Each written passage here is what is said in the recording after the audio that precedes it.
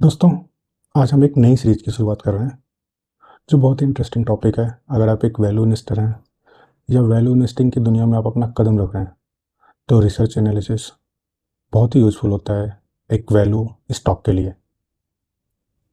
तो हम आज बेसिक से शुरुआत करेंगे, फिर देखेंगे कितने टाइप की रिसर्च एनालिसिस होती है और फिर साथ में बात करेंगे कि हम रिसर्च एनालिसिस करने के लिए किस इंफॉर्मेशन को या किस टॉपिक के बारे में रिसर्च करते हैं। तो जैसा कि नाम है research analysis, research means research, यानी कि जो ऑलरेडी अवेलेबल इन्फॉर्मेशन है उसी को कलेक्ट करना और फिर उसी डेटा को प्रोसेस करना, जिससे कि एक इन्फॉर्म्ड डिसीजन लिया जा सके। इसीलिए इसको बोला जाता है रिसर्च एनालिसिस। अब रिसर्च एनालिसिस में तीन टाइप के रिसर्च एनालिसिस होते हैं, एक सेल साइड, एक होता है बाई साइड, एक होता है independent type of research analysis. तो इंडिपेंडेंट जो होते हैं वो किसी पर्टिकुलर फर्म से एफिलिएटेड नहीं होते हैं, वो अपना इंडिपेंडेंट रिसर्च रिपोर्ट पब्लिश करते हैं और इनके क्लाइंट बैंकर्स भी हो सकते हैं या कोई एसेट मैनेजमेंट कंपनी हो सकती है या फिर इंडिपेंडेंट बिजनेस हाउसेस होते हैं जो कि अपना पर्टिकुलर बिजनेस किसी एरिया में इस्टेब्लिश करने से पहले एक उसका पूरा रूपरेखा तैयार करवाते हैं। और फिर होते हैं एक दूसरे होते हैं सेल साइड। सेल साइड में क्या होते हैं, ये जो आप हम देखते हैं ऑनलाइन या किसी ऐप पे कि कौन से स्टॉक को बाई करना है या सेल करना है या होल्ड करना है विथ टारगेट प्राइस। तो ये जो इस टाइप की जो रिसर्च एनालिसिस होती है उसको हम बोलते हैं सेल साइड रिसर्च एनालिसिस। ये सारे इन्फॉर्मेशन पब्लिक डोमेन में अवेलेबल होते हैं और एक टारगेट प्राइस के साथ में होता है। और फिर तीसरा टाइप होता है by type of research analysis. इसमें क्या होता है, रिपोर्ट्स डिफरेंट डिफरेंट टाइप के रिसर्च एनालिस्ट के द्वारा तैयार की जाती है और फिर ये रिपोर्ट्स इंटरनल कंजम्पशन के लिए होते हैं। जैसे कि एसेट मैनेजमेंट कंपनियां होती हैं वो खुद के रिसर्च एनालिस्ट हायर कर रखते हुए, जिनसे वो इंटरनल रिपोर्ट बनाते हैं एक वैल्यू स्टॉक रिसर्च के लिए। तो ये टाइप हो गए। अब उसके आगे हम देखेंगे कि जो इन्फॉर्मेशन होती है वो किस टॉपिक के बारे में या किस एरिया में या कैसे कलेक्ट करेंगे, जिससे कि हम एक इन्फॉर्म डिसीजन ले सकें। अब हमने डेटा और इन्फॉर्मेशन के बारे में बात तो कर ली, बट हम डेटा कहाँ से लाएंगे? तो अगर हम बात करें किसी बिजनेस के बारे में रिसर्च करना या किसी स्टॉक के बारे में रिसर्च करना, तो उसके लिए हमें बेसिकली तीन चीज़ों के बारे में जानना होता है। सबसे पहले जानना होता है कि हमारी इकोनॉमी किस डायरेक्शन में जा रही है, फिर इकोनॉमी से हम ड्राइव करते हैं इंडस्ट्री किस साइड जा रही है, फिर इंडस्ट्री से देखते हैं कि कौन सी कंपनी उसमें उस इंडस्ट्री की लीडर है। तो सबसे पहले बात करते हैं इकोनॉमी के बारे में। इकोनॉमी के बारे में बात करें अगर, तो मेजरली डोमेस्टिक इकोनॉमी ही इम्पैक्ट करता है हमारे मार्केट को या फिर हमारे कंपनी को। बट हमें साथ में देखना होता है कि ग्लोबल डिसीजन या ग्लोबल कंपनी या ग्लोबल जो मेजर कंट्री हैं उनका क्या इम्पैक्ट पड़ता है। तो उसको सब समझने के लिए दो चीज़ें होती है, एक डेटा कहाँ से कलेक्ट करें और फिर डेटा कलेक्ट करने के बाद हम उसका क्या इम्पैक्ट, किस एरिया में इम्पैक्ट देखें। तो डोमेस्टिक इकोनॉमी के लिए हम डेटा लेते हैं गवर्नमेंट के स्टेट्स या फिर data released by central bank of India यानी कि रिजर्व बैंक। फिर दूसरा देखते हैं ग्लोबल मार्केट के बारे में या ग्लोबल इकोनॉमी के बारे में डेटा कहाँ से लें।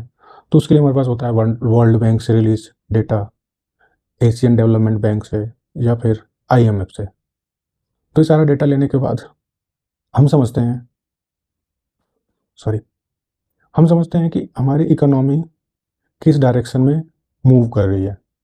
तो सबसे पहले देखते हैं कि हमारे इन सारे डेटा के बेसिस पे हमारे इंटरेस्ट रेट पे, हमारे इन्फ्लेशन रेट पे या फिर हमारे नेशनल इनकम पे कैसा इम्पैक्ट आ रहा है, पॉजिटिव इम्पैक्ट आ रहा है या निगेटिव इम्पैक्ट आ रहा है। फिर गवर्नमेंट ने जो पॉलिसी रिलीज करे उसका कैसे इम्पैक्ट आएगा फ्यूचर में हमारे पर्टिकुलर इंडस्ट्री पे या फिर पर्टिकुलर कंपनी से।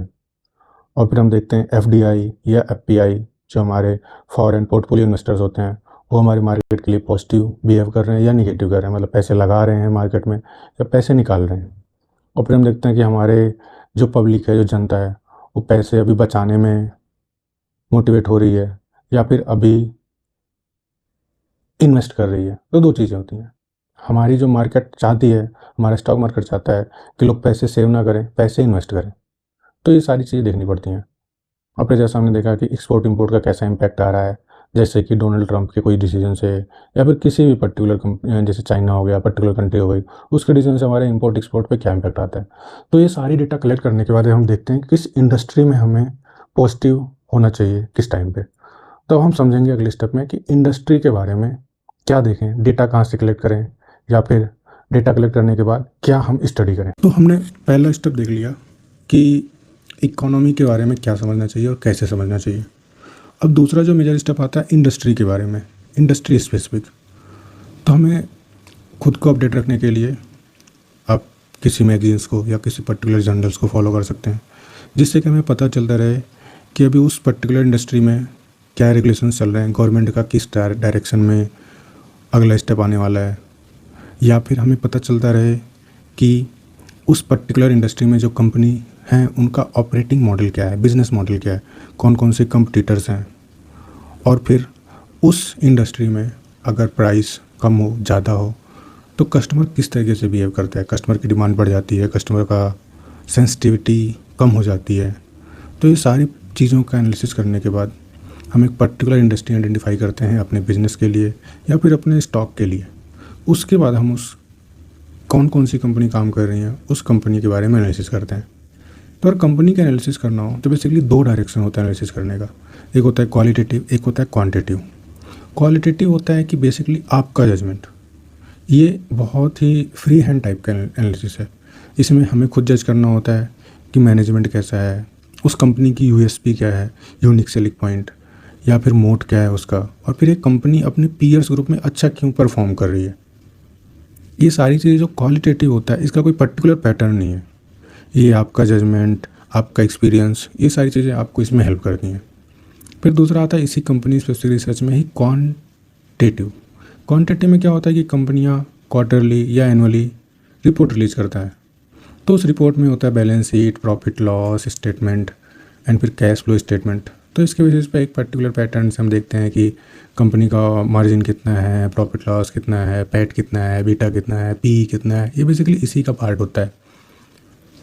तो ये सारी करने के बाद हमें अगर जो वैल्यू इन्वेस्टिंग होती है उसके लिए हमें काफ़ी एफर्ट डालना पड़ता है कंपनी स्पेसिफिक एनालिसिस में। जैसे कि अगर बहुत बड़े पे ज़्यादा पैसे लगा रहे हैं तो हमें कंपनी के ऑफिशियल से उनसे मीटिंग करनी पड़ती हैं, प्लांट और फैक्ट्री विजिट करना पड़ता है, मार्केट सर्वे करना पड़ता है, या फिर जो इंटरव्यूज़ होते हैं इन्वेस्टर्स के या एम्प्लॉई के जो मेजर स्टेक होल्डर हैं उसको रीड करना पड़ता है। तब जाके हम एक पर्टिकुलर कंपनी को आइडेंटिफाई कर पाते हैं विद कॉन्फिडेंस कि हमें आगे चल करके ये मल्टी बैगर बनेगा। तो फाइनल में बस एक ये चीज़ें हैं कि हम तीनों एरिया, इकोनॉमी, इंडस्ट्री और कंपनी स्पेसिफिक रिसर्च के बाद हमारा एक्सपेक्टेशन एक रियलिस्टिक होना चाहिए, ना कि एक इमेजिनरी दुनिया में ही हम चले जाएँ कि ये कंपनी हमें 100 गुना देगी, 500 गुना देगी, 400 गुना पैसे देगी। तो वैसा एक्सपेक्टेशन नहीं रखना चाहिए। All the decision must be with realistic expectations. तो ये थी, अभी हम बेसिक से स्टार्ट कर रहे हैं। तो ये एक पहला टॉपिक था कि रिसर्च एनालिसिस क्या होता है, कैसे करते हैं हम। मतलब अब आगे भी ऐसे ही वीडियोज़ लाते रहेंगे और हम इसके लिए जो नेशनल सिक्योरिटी मार्केट इंस्टीट्यूट है उसका 15th सीरीज है रिसर्च एनालिस्ट या रिसर्च एनालिसिस, उसको फॉलो कर रहे हैं। तो अगर आप ये सर्टिफिकेशन के लिए भी तैयारी कर रहे हैं या फिर सर्टिफिकेशन के लिए आप एग्ज़ाम दे चुके हैं, पहले दोबारा देना चाहते हैं, तो हम इस को फॉलो कर सकते हैं। और ये हम ट्राई करेंगे कि हर वीक में एक वीडियो ले आएँ। Thank you.